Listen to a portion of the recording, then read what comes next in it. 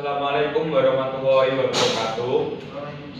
Di sini saya Agung Mustiarsa sebagai moderator dan teman saya hari ini Saya Fatima Fianazano dan saya Cindika Budianisa. di sini kami akan mempresentasikan tentang teori perkembangan karir dan kepribadian karir. Oke, langsung selanjutnya ke materi. Latar belakang Eniro mengembangkan sebuah teori yang ditujukan untuk memperkirakan pilihan pekerjaan individu yang didasari oleh perbedaan-perbedaan individu yang ada, seperti perbedaan secara biologis, sosiologis, dan juga psikologis. Spor mengungkapkan bahwa perkembangan karir manusia dibagi menjadi 5 perkembangan: fase eksplorasi, fase pemantapan, fase pembinaan, dan juga fase kemunduran. Menurut Ginsberg, mengungkapkan bahwa hasil kerjasama suatu tim yang mempelajari tentang pengaruh perkembangan terhadap pemilihan karir. Kelompok ini terjadi dari Eli Ginsberg, yang seorang ahli ekonomi, S. Ginsberg, yang seorang psikiater, S. Aselat, yang seorang sosiologi, dan juga J. Herman, yang tipe kepribadian atau personality tipe teori dikemukakan oleh John Holland, yang menjelaskan bahwa perlu dilakukan suatu usaha agar pilihan karir seseorang sesuai dengan kepribadiannya. Menurut Holland, begitu orang menemukan karir yang sesuai dengan kepribadiannya, ia akan lebih menikmati pekerjaan tersebut dan bekerja di bidang tersebut lebih lama daripada orang yang bekerja di bidang yang tidak cocok dengan kepribadiannya.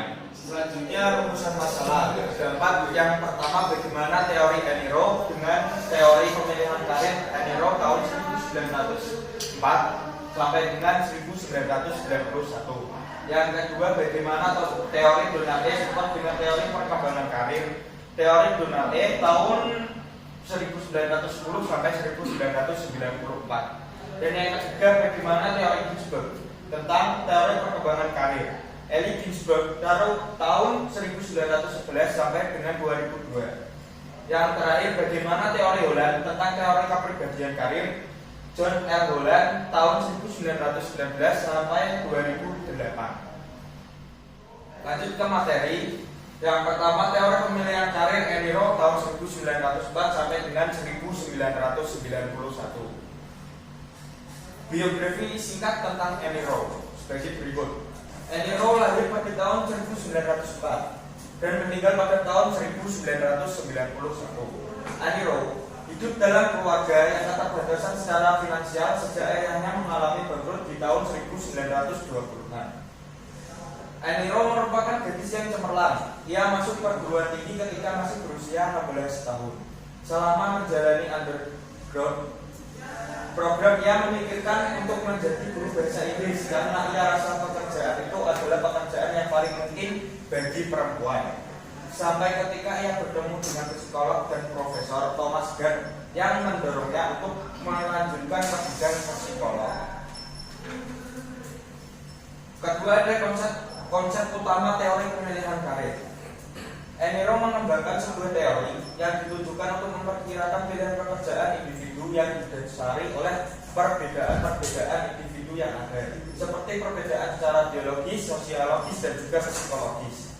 Secara spesifik, Eniro fokus pada memperkirakan pemeliharaan kerja didasarkan kebutuhan psikolog yang terbangun antara anak-anak dan orang tua mereka. Pekerjaan seseorang menunjukkan latar belakang di mana individu tersebut tumbuh dan juga berkembang. Teori Rowe menjadi dasar pengembangan inventory minat dan dapat menjadi rujukan bagi kebutuhan konsumsi. Nah, Rowe memilih 8 jenis kelompok pekerjaan yang dianggap cukup mewakili keberagaman pekerjaan yang ada. Yang pertama itu ada pelayanan, yang kedua kontak bisnis, yang ketiga organisasi, yang keempat teknologi, yang kelima lapangan, yang keenam sains, yang ketujuh budaya umum, dan yang terakhir seni dan juga hiburan. Sementara untuk 6 level klasifikasi row ditunjuk untuk melihat jumlah tanggung jawab pekerjaan dan juga tuntutan kemampuan atau keterampilan dari sebuah pekerjaan terdiri dari yang pertama ada profesional dan manajerial pertama, yang kedua ada profesional dan manajerial kedua, dan yang ketiga semi profesional dan juga usaha kecil, yang keempat skill, yang kelima semi skill, yang kelima dan unskill. Selanjutnya akan diterangkan oleh teman. Dari level memungkinkan bagi konselor untuk mempersiapkan alternatif pendidikan, pelatihan dan kemampuan individu sesuai dengan kebutuhan pekerjaan. Sentral dari teori perkembangan kepribadian milik proyek adalah konsep kebutuhan yang bergerak dari teori kebutuhan Maslow. Menurut proyek, teori Maslow sangat sesuai dengan teori perkembangan kepribadian miliknya. Berikut adalah contoh kesesuaian teori kebutuhan Maslow dengan teori perkembangan kepribadian Pro. 1. Kebutuhan fisiologis. 2. Kebutuhan akan merasa aman. 3. Kebutuhan akan merasa memiliki dan cinta. 4. Kebutuhan akan penghargaan. 5. Kebutuhan akan informasi. 6. Kebutuhan akan memahami. 7. Kebutuhan akan keindahan. 8. Kebutuhan akan aktualisasi diri. Teori perkembangan kepribadian milik Freud merupakan sebuah teori dengan cakupan yang cukup luas. Tidak hanya mendasar dari teori kebutuhan Maslow, tetapi juga dari faktor-faktor genetik dan sosiologis. Freud juga mencoba untuk memprediksi bagaimana minat dan kemampuan berkembang. Freud dalam teorinya juga mengemukakan bahwa kebutuhan meningkatkan motivasi. 5. Proporsi dasar yang terperinci dalam teori Roh adalah 1. Keterbatasan pada faktor genetik yang diturunkan. 2. Keterbatasan pada faktor sosiologis dan ekonomi. 3. Perkembangan minat dan sikap. 4. Penentu minat. 5. Perkembangan kebutuhan menjadi motivasi. Berikut adalah bentuk-bentuk interaksi antara orang tua dan anak. 1. Dilihat dari bentuk perhatian yang diberikan. Overprotective parent. 2. Over-demanding parent. Dilihat dari bentuk penolakan yang diberikan. Rejection, negative. 3. Dilihat dari bentuk penerimaan yang diberikan. Casual acceptance, loving acceptance. Sikap-sikap pengusaha di atas akan tahu mempengaruhi bagaimana kebutuhan anak terpenuhi. Sebagai contoh, pada keluarga dengan anak-anak menuntut konsentrasi emosi dalam pengasuhannya. Penekanan utama adalah pada pemenuhan kebutuhan pokok, sementara kebutuhan tingkat lanjut kemungkinan besar akan dapat dipenuhi oleh anak-anak berumur. Pemahaman kebutuhan akan informasi dan pemahaman mungkin akan terbatas pada anak-anak dengan orang tua yang overprotective dan over-demanding. Teori perkembangan karir, jurnal Super 1910 sampai 1994. 1. Biografi singkat Donald N. Super.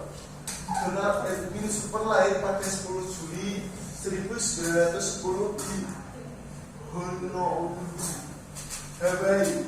Ayahnya merupakan alumni University of Missouri di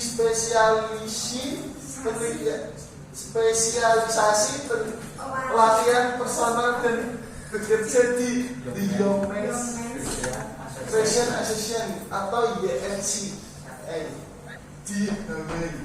Sementara ibunya memiliki gelar Master of Art, mengajar latihan dan aljabar sebelum akhirnya berpindah bidang menjadi korresponden spesial untuk Christian Science Monitor serta penulis editorial Saturday Evening Post.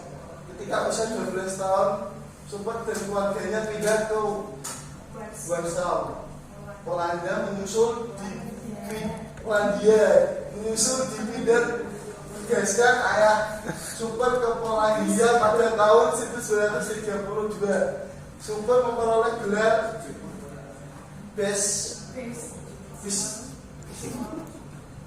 Bachelor of Art dalam bidang sejak ekonomi. Super adalah anggota National Career Development Association sejak tahun 1934 sampai 1994. Kisahnya bermula di musim panas pada tahun 1934, yaitu ketika ia masih merupakan konselor muda hadir pada pertemuan tahunan National Vocational Wind Association atau NVGI yang diselenggarakan di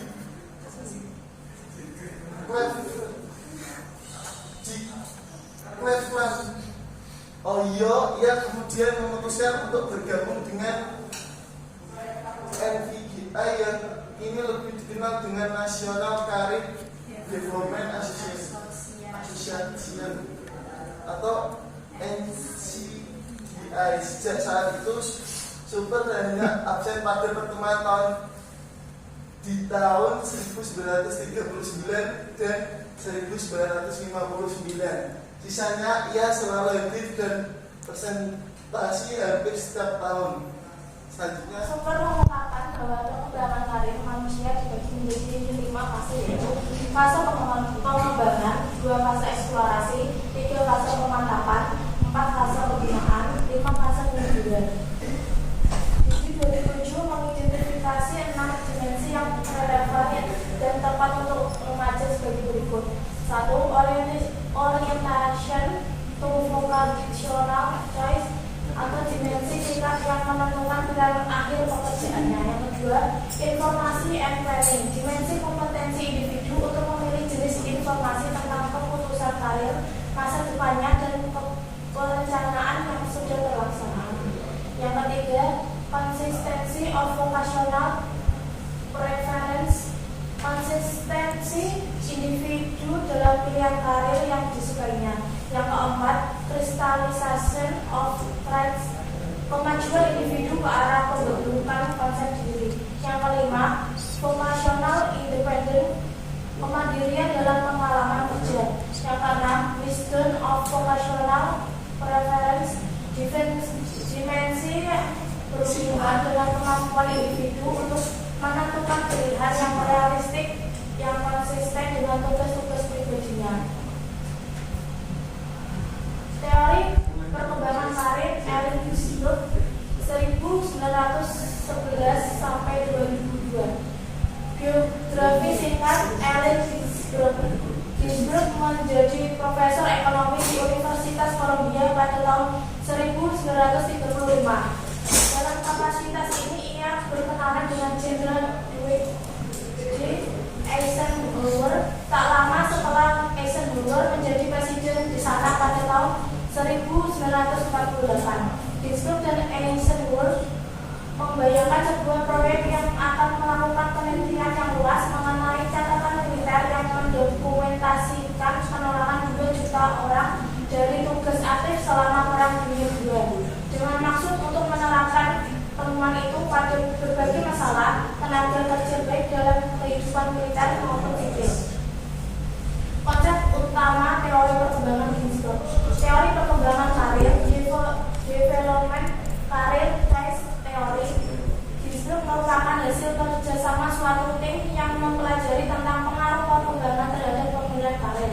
Kelompok ini terdiri dari Ellen Ginsberg yang seorang ahli ekonomi, S. Ginsberg yang seorang psikiater, S. Axel Rat yang seorang sosiolog, dan J. Lehman yang merupakan seorang psikolog. Teori perkembangan karir ada 3: masa fantasi, masa tentatif, yang ketiga masa realistik. J.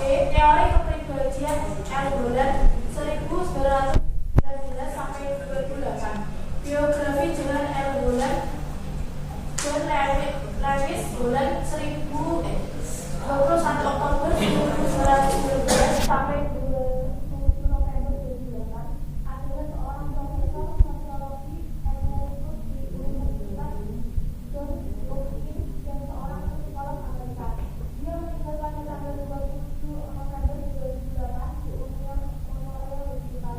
Bulan paling dikenal sebagai pencipta model pengembangan karir. Tema kerja bulan atau bulan dikonsul. Bulan lahir pada tanggal 21 Oktober 1919 di Omaha. Beliau merupakan salah satu dari 4 bersaudara. Ayahnya berimigrasi dari Amerika ketika ia berusia 20 dan bekerja sebagai guru, sedangkan ibunya adalah seorang guru pelajaran. Bulan akhirnya mempelajari psikolog di Prancis dan matematika di Universitas Kota Omaha atau sekarang University of Nebraska di Omaha. Dia lulus pada tahun 1942. Teori psikokepribadian. Teori psikokepribadian personality people teori mengungkapkan oleh John Bulan yang menggantang bahwa perlu dilakukan suatu usaha agar pilihan karir seorang sesuai dengan kepribadiannya. Menurut Bulan, begitu orang menemukan karir yang sesuai dengan kepribadiannya, ia akan lebih menikmati pekerjaan tersebut dan bekerja di bidang tersebut lebih lama daripada orang yang bekerja di bidang yang tidak cocok dengan kepribadiannya. Selanjutnya akan dilanjutkan oleh dalam buku bimbingan karir Ruslan A. Ghani dijelaskan bahwa Bulan menyusun teori karirnya terdiri atas 11 pokok pikiran, bahwa pemilihan suatu jabatan adalah merupakan pernyataan kepribadian seseorang. Yang kedua, inventory minat merupakan inventory kepribadian. Yang ketiga, stereotipe vokasional mempunyai makna psikologis dan sosiologis yang penting dan dapat dipercaya. Yang keempat, individu-individu dalam suatu jabatan atau pekerjaan memiliki kepribadian yang serupa dan kesamaan dalam perkembangan pribadinya. Yang selanjutnya, karena orang dalam satu rumpun pekerjaan memiliki kepribadian yang serupa.